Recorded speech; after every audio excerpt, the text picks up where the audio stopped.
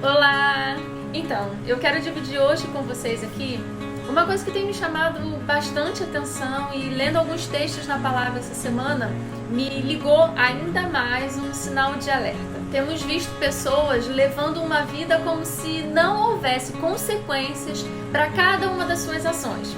E elas ficam se valendo de que Deus é um pai amoroso, bondoso, misericordioso, como se isso anulasse o fato dele também ser um justo juiz. E eu fico daqui muitas vezes tentando entender o que leva essas pessoas a acharem que por Deus ser um pai assim, ele vai fazer vista grossa e passar a mão na cabeça desses filhos que vivem uma vida desprovida de análise e reflexão dos seus atos. Como se o fato de Deus ser esse tipo de pai fizesse dele alguém que não corrige os seus filhos ou que os abstém de toda a consequência das suas ações.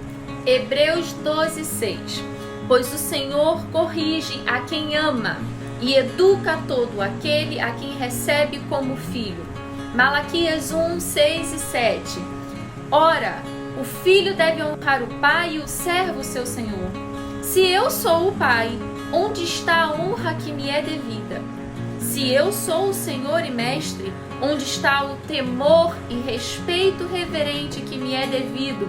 Questiona o Senhor dos Exércitos, a vós sacerdotes.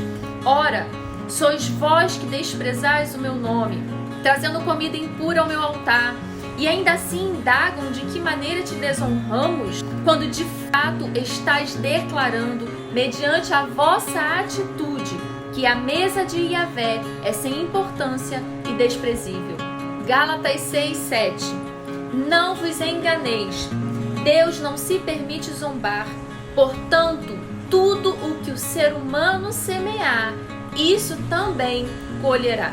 Veja essas pessoas que, em meio aos seus erros, enchem o peito para dizer que só quem as pode julgar é Deus, como se isso fosse uma espécie de escudo de proteção, ou pior, como se fosse uma permissão para continuarem vivendo uma vida de caráter desalinhado, já que Deus é amor. Gente, o amor não é uma mão acariciando a sua cabeça enquanto você erra deliberadamente. O amor é uma pessoa, e pessoa essa que tem como caráter o ser justo.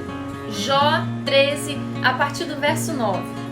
Seria bom e saudável para vós, se Deus, vos examinasse? Poderíeis ludibriá-lo como se consegue fazer com o ser humano? Verso 11. A majestade de Deus não o faz sentir respeito e temor? Não cairá sobre vós o seu pavor?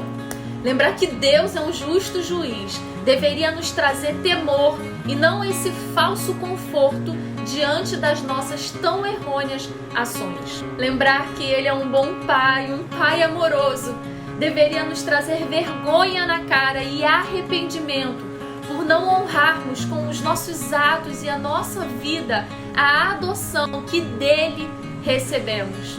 João 3:16 e 19 dizem assim: porque Deus amou o mundo de tal maneira que deu o seu Filho unigênito, para que todo aquele que nele crê não pereça, mas tenha a vida eterna. E o julgamento é este: a luz veio ao mundo, mas os homens amaram mais as trevas do que a luz, porque as suas obras eram más. Que possamos refletir nesse julgamento descrito aqui no verso 19.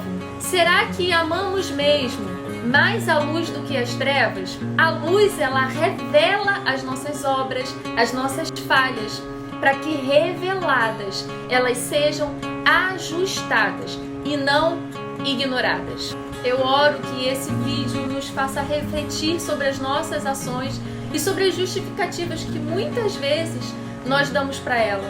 Eu oro que nós possamos parar para analisar o sacrifício de Cristo na cruz do Calvário, o sacrifício do Pai entregando o Filho por amor a nós. Será que a nossa vida tem feito jus a esse sacrifício? E eu quero fechar com um versículo que diz: se eu sou o Pai, onde está a honra que me é devida?